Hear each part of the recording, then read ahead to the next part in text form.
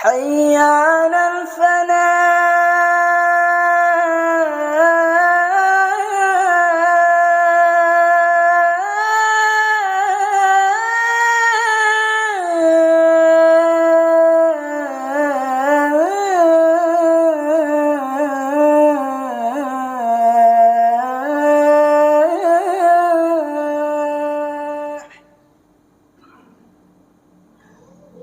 Assalamualaikum warahmatullahi wabarakatuh.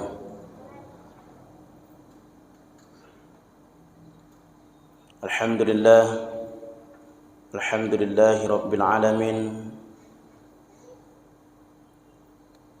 Wa bihi nasta'in ala umurid dunya waddin. Wahdahu wassalatu wassalamu ala rasulillahi ajma'in.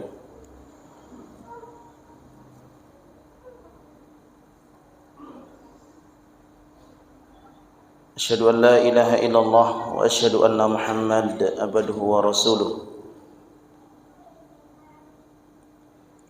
Allahumma salli ala Sayyidina Muhammad wa ala ali Sayyidina Muhammad.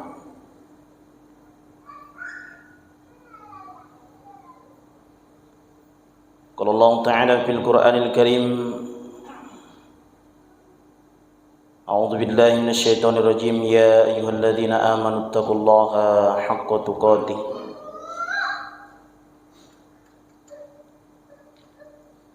wa la tamutunna illa wa antum muslimun.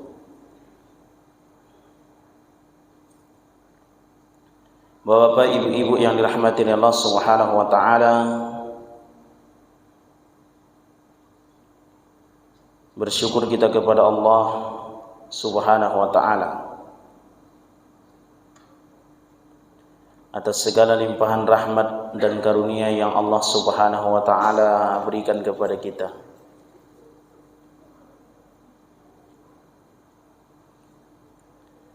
Mudah-mudahan Allah Subhanahu wa ta'ala senantiasa memberikan keistiqomahan kepada kita, dan mudah-mudahan Allah Subhanahu wa ta'ala menerima amal ibadah kita.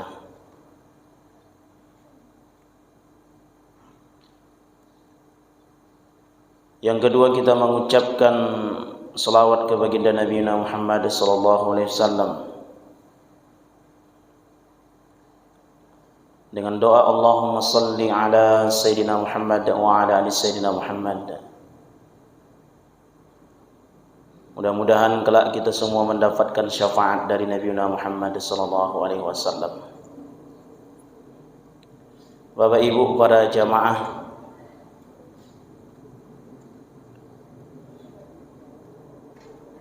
yang dirahmati Allah Subhanahu wa taala, kita lanjutkan pembahasan kita. Kalau pada pertemuan yang lewat kita membahas hal-hal yang membatalkan puasa, berikutnya ini kita membahas tentang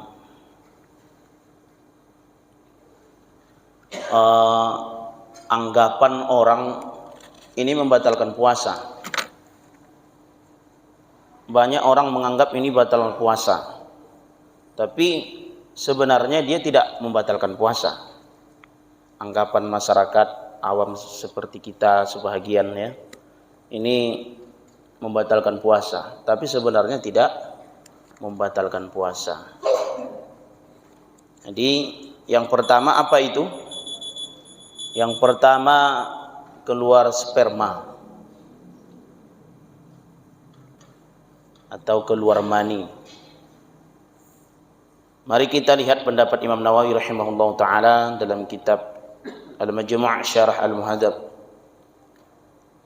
Dalam hal ini kita baca halaman 392, dan sebelumnya nanti yang berkaitan tentang beberapa yang dianggap orang membatalkan puasa tapi tidak membatalkan puasa. Yang pertama adalah keluar sperma. Amma idza ihtalama fala yuktiru bil ijma'. Adapun kalau seseorang keluar sperma, maka kemudian tidak batal puasanya. Dan pendapat itu adalah berdasarkan pendapat ijma', pendapat para ulama. Ijma' artinya sepakat semua ulama, kalau keluar sperma sedang puasa itu tidak membatalkan puasa. Tapi keluar spermanya artinya bukan keluar yang sengaja dikeluarkan. Misalnya contoh mimpi basah. Ada seseorang mimpi basah, misalnya siang-siang dia tidur, kemudian keluar mimpi, maka kemudian itu tidak membatalkan puasa. Nah itu dia. Kemudian Bapak Ibu, idza jama'a fil laili wa asbaha wa huwa junubun sahha shaumuhu. Apabila seseorang jima pada malam hari, lalu kemudian tiba-tiba dia tidak sempat mandi, bangunnya misalnya jam tengah 6. Mohon maaf, kalau dia sahurnya misalnya jam 3, suami istri melakukan hubungan suami istri, maka kemudian tertidur sampai kemudian setengah 6. Orang sudah selesai sholat berjamaah di masjid. Dia baru bangun. Tadi kan dia sudah berniat mau puasa. Maka kemudian puasanya dilanjutkan. Nah, puasa tersebut tidak batal gitu. Nah, ada anggapan sebagian orang tuh seperti itu. Maka kemudian tidak batal. Bila khilafin.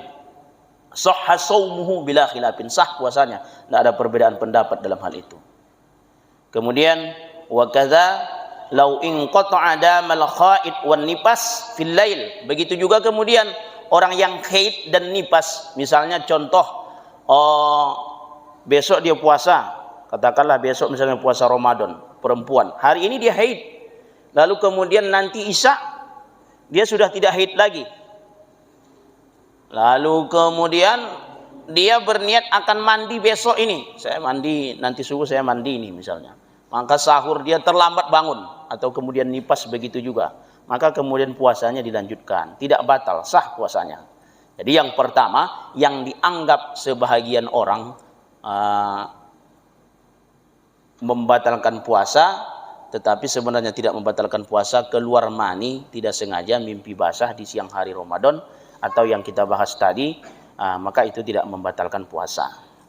Kemudian, dan ini juga pernah Aisyah dari Ummu Salamah, Rasulullah sallallahu alaihi wasallam, dari Rasulullah sallallahu alaihi wasallam, kana yusbihu junuban min ghairi ihtilam summa yasum. Di mana Rasulullah sallallahu alaihi wasallam itu sempat terlambat, kemudian malamnya mohon maaf junub, lalu kemudian terlambat, lalu kemudian Rasulullah SAW melanjutkan puasanya. Nah, itu dia yang pertama. Bapak Ibu, yang kedua adalah suntik atau obat. Nah, bagaimana kemudian kalau seandainya suntik atau obat ini batal tidak puasanya? Kalau ada orang yang disuntik lalu kemudian ini masyarakat menganggap kadang batal puasanya. Kita lihat pendapat Imam Nawawi rahimahullah taala, halaman 380. Lau asalat dawa'i ila dakhili lahmi saqta. Kalau ada seseorang yang kemudian disuntik, ya, dia artinya dimasukkan obat, dimasukkan sesuatu kepada lahmis sak. Mana itu lahmis sak? Ini dia, betis ini. Kalau ada obat yang dimasukkan ke lahmis sak, betis, maka kemudian au guruza fihi sakinan au ghairiha, atau kemudian ada seseorang yang memasukkan misalnya ditusuknya kepada selain itu, artinya dia selain rongga manfaat maftuh, selain rongga yang itu manfaat maftuh. Mana itu manfaat maftuh itu? Selain 5 rongga itu, kubul dan dubur, kemudian mulut, kemudian hidung, kemudian telinga, itu kan manfaat maftuh, itu rongga yang kemudian tidak boleh dimasukkan sesuatu. Maka kemudian kalau obat ke lain rongga yang disebutkan tadi, maka kemudian lam yuktir, maka tidak usah dia batalkan puasanya, dia tidak usah berbuka. Bila khilafin, maka tidak ada perbedaan pendapat dalam hal ini. Jadi Bapak Ibu, mana tahu nanti kalau ada seseorang dia sakit, dimasukkan obat ke selain rongga tubuh yang itu, maka kemudian tidak apa-apa. Tapi suntiknya itu, kalau disuntik misalnya, bukan suntik makanan, ada makanan yang disuntikkan. Kalau makan yang disuntikkan batal, tetapi kalau obat tidak batal. Tapi selain 5 rongga yang kita sebutkan 5 tadi. Jadi kemudian tidak batal Bapak Ibu. Kalau suntik itu tidak batal. Dengan dasar suntik obat, jangan suntik makanan. Kalau suntik makanan maka kemudian batal. Tapi kalau suntik obat tidak mengapa. Begitu kata Imam Nawawi rahimahullah ta'ala. Kemudian anggapan masyarakat yang membatalkan puasa adalah sikat gigi. Ini sikat gigi ini sering orang menganggap ini batal puasa kalau sikat gigi. Apalagi kalau di kampung-kampung dulu Pak kan, orang kan mandi siang tuh di sungai. Pulang kerja mandi siang. Nanti kalau nampak orang yang sikat gigi, itu tidak puasa tuh Pak. Padahal Bapak Ibu kita lihat pendapatnya. Sikat gigi ini sedang puasa boleh tidak? Boleh. Tidak masalah. Kita lihat pendapat Imam Syafi'i rahimahullah ta'ala yang dikutip oleh Imam Nawawi rahimahullah ta'ala. Qala Syafi'i wal ashab. Berkata Imam Syafi'i dan kemudian Imam Nawawi dan yang pentarjih mazhab Syafi'i. Apa itu? Yukrahu lis-shaim as-siwaku ba'da zawal. Bahwasanya dimakruhkan apa itu? Bersiwak ba'da zawal, sesudah zuhur. Itu makruh hukumnya. Hadza huwal masyhur. Inilah pendapat yang masyhur dalam mazhab Syafi'i. Jadi Bapak Ibu jangan katakan sikat gigi itu batal puasa. Tidak. Sikat gigi itu hukumnya sunnah. Bahkan kemudian beberapa ulama berpendapat itu tidak membagi waktu kapan saja sedang puasa. Cuman jangan sampai ditelan. Cuma dalam mazhab Syafi'i dia membagi. Begitu sudah selesai sholat zuhur, waktu ba'da zawal zuhur, maka kemudian hukumnya makruh. Kalau makruh bagaimana? Ya kalau makruh ya boleh saja dikerjakan. Cuman namanya makruh ya, kalau bisa dihindari. Terus kalau mau sikat gigi kapan? Kalau mengikut pendapat ini ya mengikut sikat gigi itu pagi atau kemudian ya sebelum zuhur lah Bapak Ibu.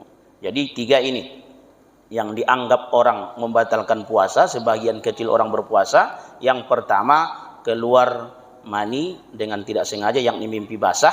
Kemudian yang kedua adalah suntik obat, bukan suntik makanan. Maka kemudian itu tidak membatalkan puasa melalui selain 5 rongga yang kita sebutkan tadi. Kemudian yang ketiga adalah sikat gigi.